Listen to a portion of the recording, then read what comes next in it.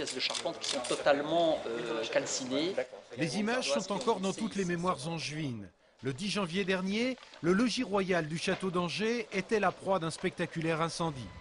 Près de 2 mois plus tard, les traces du sinistre sont encore bien visibles. Depuis hier après-midi, des techniciens d'une entreprise spécialisée de Saint-Nazaire sont au chevet du monument pour lui construire une véritable carapace faite de bâches et de tubes d'acier.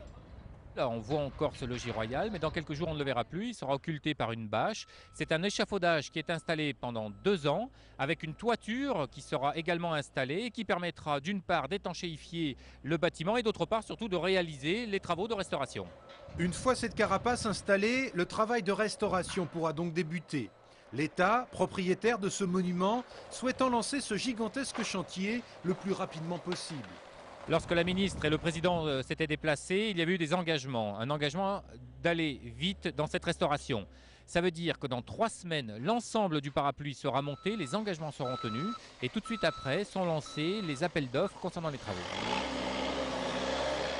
Notez enfin que le coût global de la remise en état du logis royal pourrait atteindre entre 4,5 et 9 millions d'euros en fonction des choix de reconstruction qui seront faits.